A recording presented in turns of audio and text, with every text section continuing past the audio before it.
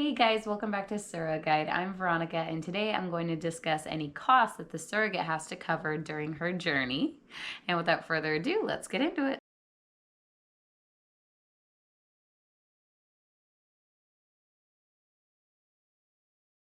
Hey guys, welcome back. So today I'm going to discuss the costs that surrogates actually have to cover during their surrogacy journey and what that kind of looks like. So when we have to go to our appointments or fly out for our embryo transfer or for a hysteroscopy or anything along those lines, any procedures that we actually have to get done at the fertility clinic, and if it's not local, any flights are covered as well as the hotel.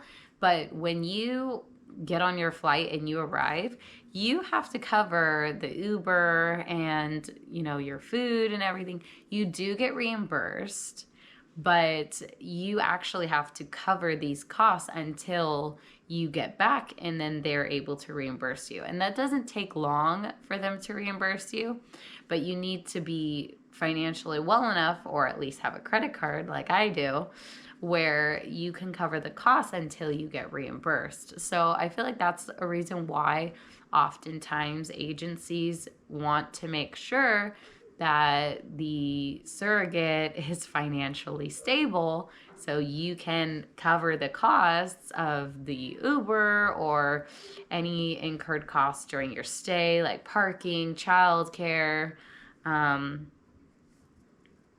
any hotel amenity fees. Sometimes the hotel will charge your credit card $100 for your stay, and then they will reimburse you right after when you leave. But you need to be able to cover these costs. Also with mileage. So if you don't end up flying, and you end up driving your own car, they do cover the mileage for you, but you have to pay for it when you're putting gas, and then obviously they'll reimburse you for the number of miles you had to drive to and from the clinic as well as to and from the hotel. They also reimburse your lost wages, so it doesn't matter if you requested paid time off and your work is paying you, they still cover any lost wages that you incur for you and your support partner. And then they do also cover food. So my agency, if you're going up just for the day, I believe they only give you about 35, like to and from, if the clinic is driving distance from your home.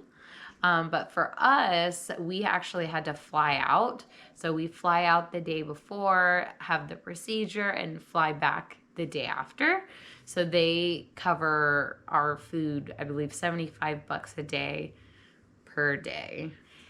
Yeah, so these are the costs that you can expect when you are a surrogate. And I also wanted to mention one more thing. So if you are like me and your intended parents actually have a insurance policy open under your name, then if you are to see your doctor for anything, your primary care doctor for anything that's not pregnancy surrogacy related, then and there's any costs that are left over from whether it be a copay or anything that the medical insurance covers, and then the remaining is the patient's responsibility, then you're required to cover it. So if you have to see your doctor for anything that's actually surrogacy related, then obviously your intended parents cover it. But if you go to your primary care doctor because you developed a UTI, a urinary tract infection, and you're obviously not pregnant yet, you're just maybe on meds, but you developed this infection and you need to go get antibiotics, then if the insurance covers so much and then there's a remaining balance that you need to cover, then you would need to put forth that payment. So that's another thing that, it's good to be wary of. So my tip for any surrogate who I guess doesn't really plan to pay cash for everything is to get a credit card, preferably with a rewards on it, and to just use that for transfer, for gas, for Uber, Lyft, the credit card for the hotel to charge, For the amenity fee for, honestly, anything on your when you go for transfer or any procedure to the fertility clinic, I recommend just putting it on a credit card, and then once you're reimbursed, just to pay it off. Unfortunately, with the child care, though, you can't really do that. You do have to pay cash for that, and then they reimburse you for it. But other than that, I recommend a credit card so that you could swipe. When you get back, you don't have to worry about actually putting forth any cash. And then within 2 days, you get reimbursed, and then you just pay off the credit card. So thanks so much, guys, for tuning in. You're all much appreciated. And don't forget to like, comment, subscribe, and I will see you in the next one. Bye.